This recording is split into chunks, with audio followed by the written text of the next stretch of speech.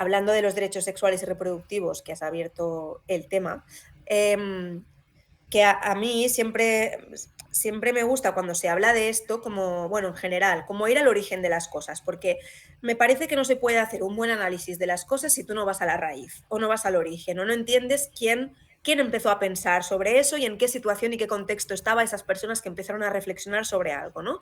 Y contra qué reflexionaban eso. Eso es importante. Entonces, los derechos sexuales y reproductivos, de hecho, en las grandes cartas de derechos humanos hechas todos por señores occidentales, no aparecen. No aparecen los derechos sexuales y reproductivos. Los derechos sexuales y reproductivos son una reivindicación, una lucha del movimiento feminista desde hace ya años, y precisamente lo que tiene que ver es con que nuestra humanidad como mujeres, nuestra vida, ¿no?, sea prioritaria a nuestras capacidades sexuales y reproductivas. O sea, que se tenga que vigilar nuestra salud y que nosotras vayamos primero al hecho de poder gestar y parir, ¿no? Tiene que ver con esto precisamente, con el hecho de informarnos, de que nos expliquen cómo funciona nuestro cuerpo, con el poder decir, también va súper vinculado a las relaciones libres de violencia, para que no te puedan, ¿no?, pues no tengas este consentimiento viciado, ¿no?, a hacer a ciertas prácticas o incluso a quedarte embarazada y a parir. Es esto. Entonces, de repente estamos catalogando como derecho sexual y reproductivo las clínicas de reproducción asistida cuando simbolizan todo lo contrario, con todo lo que has expresado tú. Es decir, es una desinformación hecha a posta para poder quitarte tu autonomía, ¿no?, que al final todo lo que es el patriarcado se basa en la expropiación de la autonomía sexual y reproductiva de las mujeres, y los derechos sexuales y reproductivos son nuestra reapropiación de estos propios, esta información y estos derechos que nos habían expropiado, y resulta que la lógica de las clínicas es la misma. O sea, pasa por volver a expropiarnos esta autonomía, quitándonos o negándonos esa información sobre nuestro cuerpo. Y entonces luego otra vez haciéndote pasar por el aro de que ellos son la única alternativa o lo único que tú puedes hacer, y ahí pues generándose otras violencias sobre tu cuerpo, que es lo que tú también has estado expresando este momento. O sea que sí, yo también creo que los derechos sexuales, o sea, para mí los derechos sexuales y reproductivos son la reapropiación de nuestra autonomía sexual y reproductiva. Para mí es esto. Y reapropiarnos de nuestra autonomía sexual y reproductiva, mucho pasa por tener la información.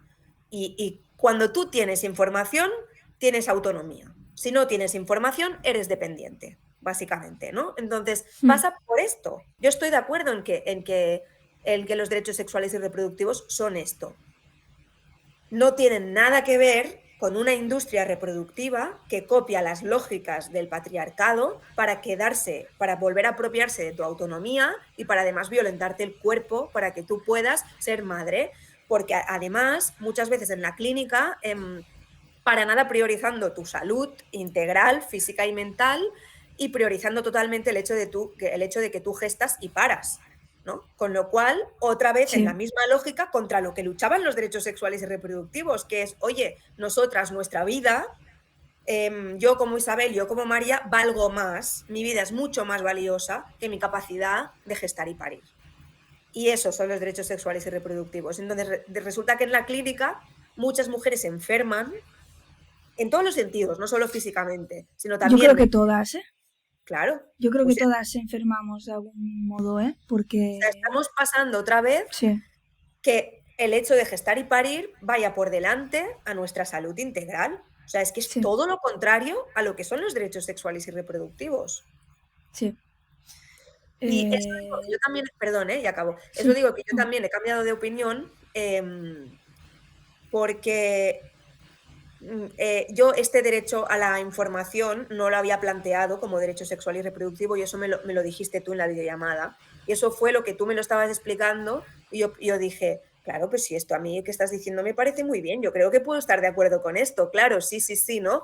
Y entonces yo pensé en voz alta, claro, entonces si tú tienes... Ah, no, porque tú no hablabas del derecho a la información, hablabas del derecho a decidir. Hablabas del Sí, derecho a decidir claro, sobre si sí, eres madre o no eres madre. Y yo pensaba, claro.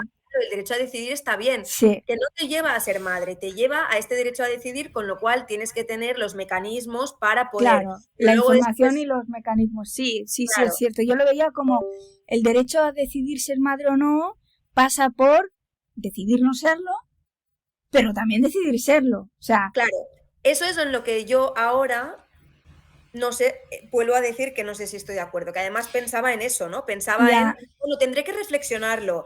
Creo que no, yo creo que para mí, reflexionándolo, los derechos sexuales y reproductivos es esto que comento, que es reapropiarnos de nuestra autonomía sexual y reproductiva. Y sí, eso pasa por tener información. Y seguramente el tener esa información nos va a hacer, nos va a devolver la autonomía y va a hacer que podamos ser madres seguramente más de lo que estamos pudiendo ahora, porque nos están haciendo dependientes de una industria, ¿no? Entonces, perdona, no sé el claramente, gato, ¿eh?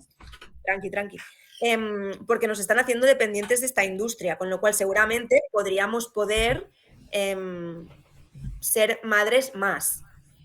Ahora, el poder decidir si serlo, El poder, perdona, que esto también lo dije en la videollamada, el poder decidir si serlo no significa que el que nunca lo vi como que el derecho en sí fuera serlo, sino ya. tener la oportunidad de decidirlo, ¿sabes?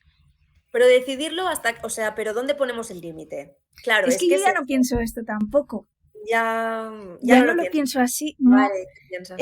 no, no lo sé, no lo sé. Lo que Bueno, sí eso que es bien. pienso es que, o sea, por una parte, la industria reproductiva es como que, bueno, el sistema capitalista en general, ¿no? Que funciona así, pero en general, ¿no? De primero te quita algo y luego te lo vende. Total. Y la industria reproductiva también lo hace. Eh, Vale. La fertilidad. sí. Y luego lo que pienso es que no sé, o sea, creo que la industria reproductiva, tal y como está, es una muestra de que existe una vulneración de derechos sexuales y reproductivos de las mujeres.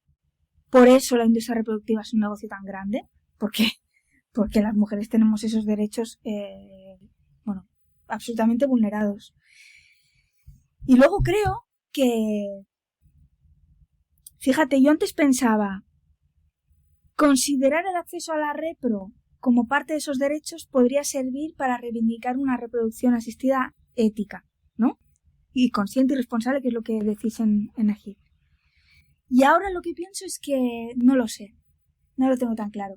Lo que sí que sé es que una reproducción asistida ética, consciente y responsable solo es posible si es fruto de que los derechos sexuales y reproductivos se respeten. Estoy de acuerdo. Solo es así. Sí, estamos de acuerdo. Pues ya está. Cierro la videollamada. Pero ese yo es el viaje que he hecho en estos meses. Es el ¿Te ha viaje unido? mental que he hecho a partir de esa conversación. ¿Te ha unido? Yo también he hecho un buen viaje mental. In vitro.